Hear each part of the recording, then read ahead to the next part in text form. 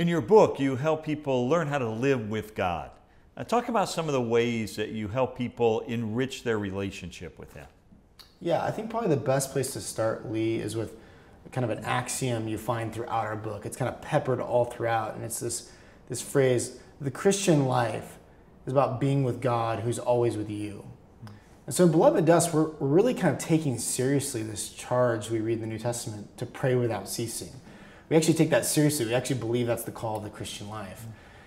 But what we believe then that means is that prayer isn't just kind of this formal ritual or even necessarily just a spiritual discipline or practice, but it's actually our means of being with God. That prayer doesn't necessarily always involve petitions or questions and requests, but that it's a posture of being open, of being with, of attending to this relationship, of being with the one who's always with us in relationship. And so for us, that kind of cashes itself out into all kinds of different practical implications. And so in the book, you'll find that we explore what does it mean to experience dryness and desolation then sometimes in our relationship with God, when the one who's always with us doesn't feel like he's with us. Well, how do we respond to that? I think this is a question many Christians face presently in their walk, or they've experienced it in their past and they've never had a good answer with it. They don't know how to navigate it.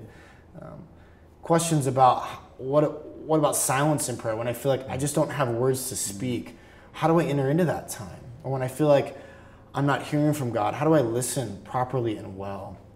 And maybe lastly, what would it look like to, again, in kind of the practical realities of my life, as I'm sitting at my cubicle at work, as I'm sitting on the freeway, as I'm playing with my 2-year-old on the ground with a toy, what does it mean to be with God there?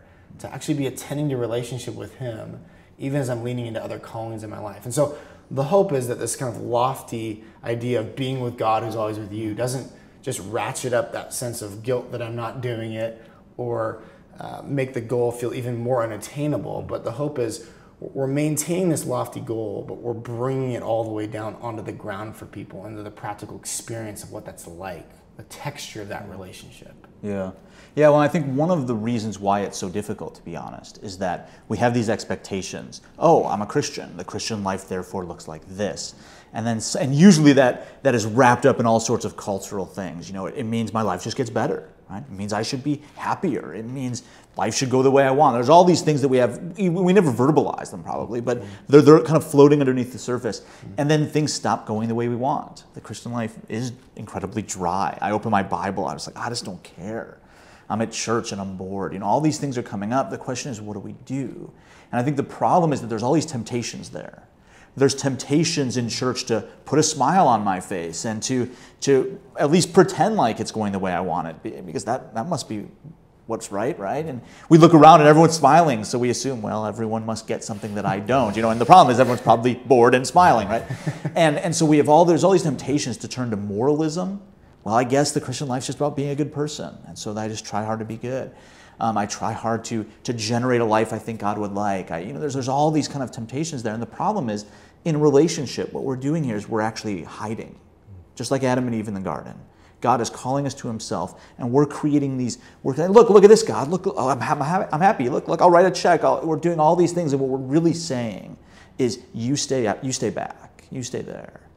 I'll do these things to make you happy. Let me generate the life I want.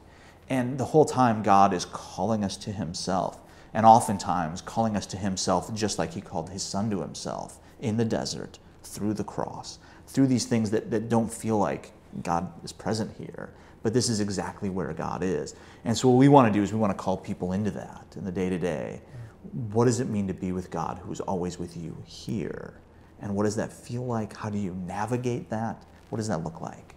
And I think the other thing that maybe to add to that is that I think as folks lean into the book, what they'll discover is some of the questions we're trying to answer, some of the things we're exploring, these may already be questions kind of on their lips in prayer. There may be questions they're finding themselves asking of other Christians or of their pastor.